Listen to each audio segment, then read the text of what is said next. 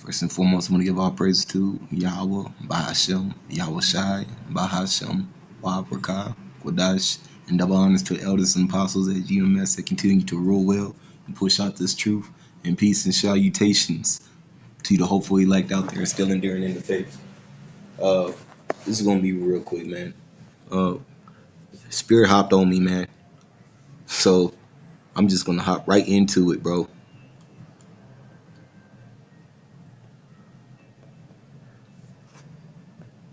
Let's go down to Jeremiah, who was a prophet.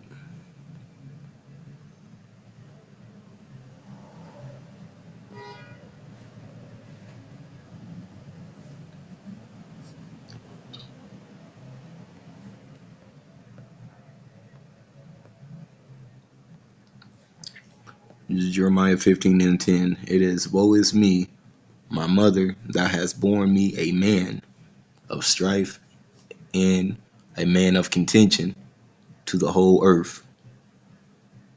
I have neither lent on usury, so I didn't use anybody, wasn't a fake nigga or a con man,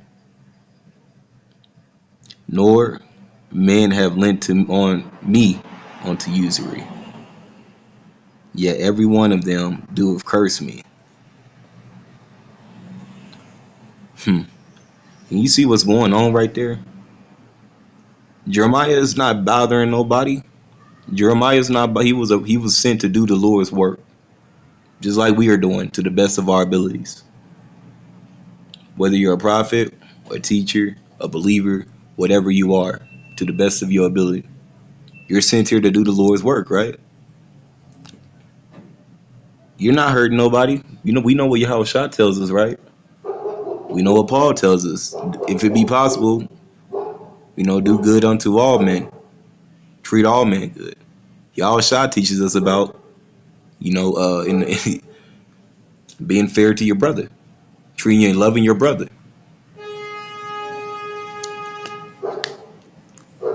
Anyways, it says the Lord said, verily it shall be with thy remnant. Thy remnant. Verily it shall be with thy remnant. Verily I will cause the enemy to entreat thee well in the time of evil, in the time of affliction. So everything is that you're going through is to get you prepared for when the Lord gets ready to bless you, man. And in these times that are coming, just like when Jeremiah was in Babylon during the Neo-Babylonian Empire, well, yeah, Jeremiah would have been during the Neo-Babylonian Empire. It was a lot of just hell, that he was dealing with there.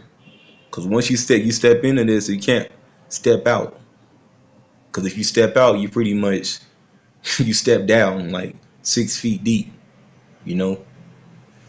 So this ain't a game. This ain't something you want to play with. And you're gonna be strifed. That's why I'm using this as the Spirit was on me. I don't know how or why, but maybe we can figure it out, man. Because if we're walking like Yahushua, if you're walking like Yahushua walked during the time of the Romans, you're gonna be hated, man. Even when you do good, you're gonna be hated. If you have the spirit of Yahweh, by Hashem Yahushua, just know that the separation has been made. There is a division being set up by the Heavenly Father through His Son. He said, and when he physically separates the sheep from the goats, you're going to see that. It says, if the world hate you, this is John 15:18. It says, if the world hate you, know that it hated me before it hated you. If the world were, so like if ye were of the world would love his own. So because you're coming out of that matrix, like remember, this is a spiritual battle as well. There's a lot of things going on in the spirit that we don't know. But we have to have faith in Hamashiach Yahushua. And then there's a lot of going on in the spirit that he does reveal to us. Okay? It says, but because ye are not of the world, but I have chosen you out of the world, therefore the world hateth you. Remember, the word that I saith unto you, the servant is not greater than his Lord. If they have persecuted me, they will also persecute you. Remember that, man. We serve Yahweh Shai, so we're going to be persecuted here, man. The servant is not greater than the Lord. See, these people serve the devil. They serve Balaam, Baal, the Bahapam. What do you say? Baphomet. I was about to say boomerang or some shit. The Baphomet. I mean, that's what it is. He ain't shit anyways. He's a damn devil. It has no power. It's a false idol. It's a golden calf. You know. So whatever you're going through, man, the Lord has got your back, man. And He's going to keep having your back. But all things they will do unto you for my name's sake, because they know not Him that sent me. If I have not spoken unto them, they had not sinned. But now that I have no cloak for their sin, but now they have no cloak for their sin. He that hateth me, hateth my Father also. So that's to Old Testament cats and people telling you about this and that about your belief in Yahweh Shai. Keep following you. Yahweh Shai drew you towards His name. He didn't draw them motherfuckers, man. He drew you, whoever you are. So whatever they saying, whatever they got going on, let that be on them. Don't let the death of million, man, if the Lord chose you out of your family, you're going to be restored. The family's going to be restored through you. Don't let their deaths be because of you, man. No, that is not. We too close, man. Yahweh Shai say He's gonna give you 100-fold. Any man that done gave up mother, father, brother, sister, wives, family, anything you done gave up for His name's sake to serve this truth, you're gonna get 100-fold in the kingdom, man, and it's coming. Okay. If I had not done among them the works which none other man did, they had not sinned. But if I have both, they seen and hated both me and my Father. So if I had not done among them the works which none man did, they had not sinned. So it's like,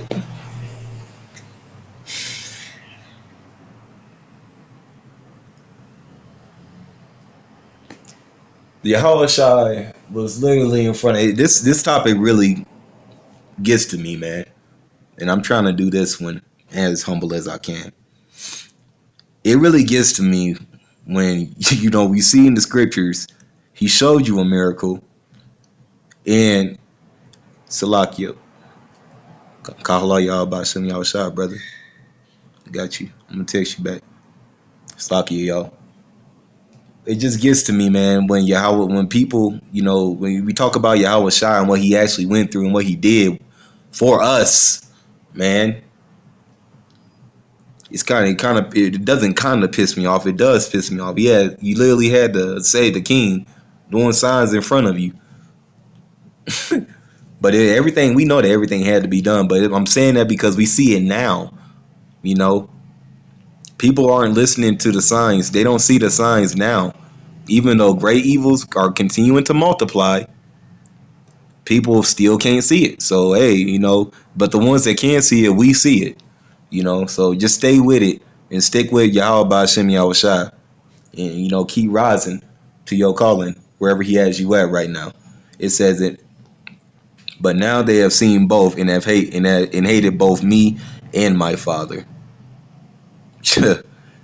These niggas, man. They seen the Lord in that day. And they seen, man, they chose the devil, man. Jake hates order. So, but when the Comforter is come, 2/3 just got to get it, man. That's the bottom line.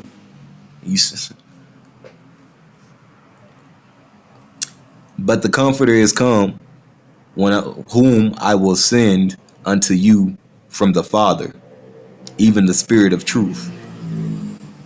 Which proceeded from the Father, He shall testify of me. And ye also bear witness, because ye have been with me from the beginning. So you have a different spirit. since the beginning, man. It goes into, how Yahweh Shah was with, well, he went to Abraham. Let's go back to it. Let's go back to it. It goes into that. All of that.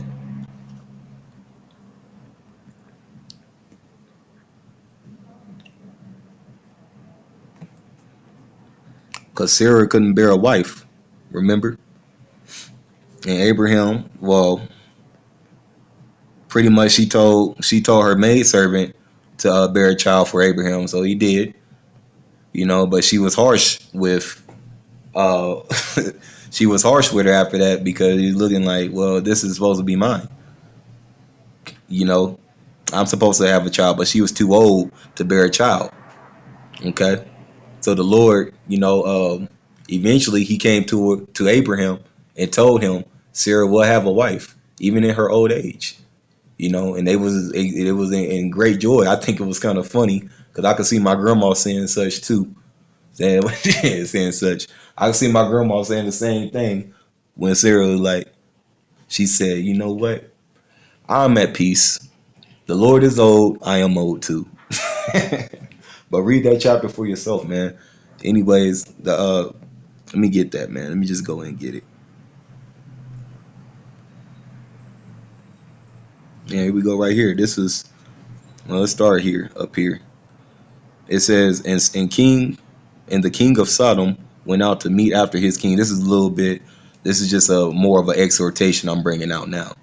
You know, and and the king of Sodom went out to meet after his return, and the slaughter of Kedorlaomer, Kedorlaomer. If I hope I'm not butchering that. And the kings that were with him at the valley of Sheveh, which is in a Kingsdale, and Melchizedek, king of Salem, king of Jerusalem, Yahweh Shah, brought forth bread and wine, and he was the priest of the Most High, and he blessed him, and he said, "Blessed be Abram of the Most High, processor of heaven and earth, and blessed be the Most High God, which have delivered thine enemies into thine hand." This ain't the one I wanted, but you get the point. That was Yahweh Shah was there during that point, but I'm getting to the point that I wanted before I close up. I just want to know. I mean, that was the spirit. I can't say that was the spirit. Showing you Yahweh Shah was there with them. You know, telling you, man, my life is really built upon the spirit, man. Our lives are really built upon the spirits, man.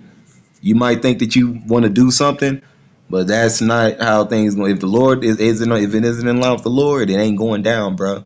And if you do it forcefully, the Lord will keep. Like, all right, you don't want to do that, man. Disobedience is something that you don't want to do in these times. Obedience is what you want to practice. Obedience, practice obedience. You know, because in that day you're going to have to be obedient.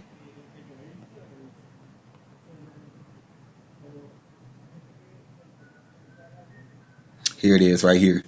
And Yahweh said to Abram, regarding Sarah, your wife, her name will no longer be Sarai. From now on, her name will be Sarah, and bless her, and I will bless her, and give you a son from her. Yes, I will bless her richly, and she will become the mother of many nations. King of nations will be among her descendants. And Abraham bowed to the. Let's read it, man. Abraham bowed to the ground, but he laughed himself in disbelief. And that's beautiful, man. How could I become a father at the age of 100? He thought. And how can Sarah have a baby when she's 90 years old? So Abram said to God, "My Ishmael live under your special blessing." But God replied, "No, Sarah, your wife, will give birth to a son for you, and you will name him Isaac, and I will confirm my covenant with him and the descendants as an everlasting covenant." Okay, Bring it all the way back now. Back to let's end it off with Ephesians, man. Ephesians 6. Okay. Because Yahweh Shah is literally we are the body of in part of the body of Yahweh Shah. Literally. You know, and when you hear me say things like treating this like your family and that, you know, the cliche things, you know, uh I really do mean that, because you're gonna have to understand that when you might get separated from certain people, you know, but to those of you that come around, like when things really get to popping off and people really get to exposing their true colors, their true nature, you know, you should have been practicing now, you know, practicing now how to treat, you know, the people around you, because this truth is my family. That's how I treat it. If you stand with truth, I stand with truth too. And Yahweh by Hashem Yahweh Shah is definitely the truth. Everything that I've been through led me all the way back to here. I hadn't heard about any of this. Like literally, I had not heard of any of this information until I joined the military. And that was when I was like, I think I was about 25, 26 when I first got the information of the Israelites. I had never heard of the Israelites, bro. That's amazing to me. And me knowing what I know now, I know why. Through the spirit. You know, I know why through the spirit, man. Call Allah Yahweh by Hashem Yahweh Shah, man, for that. You know, I do pray that you brothers and you sisters, whoever tuned in, was edified and can continue to fight this battle of faith, man. Because remember, they hated Yahweh Shah before they hated you. That should make you smile, because you are a part of Yahweh Shah. He's not like these damn devils, man. He's gonna be faithful to his word as long as you are faithful to his name. Shalom.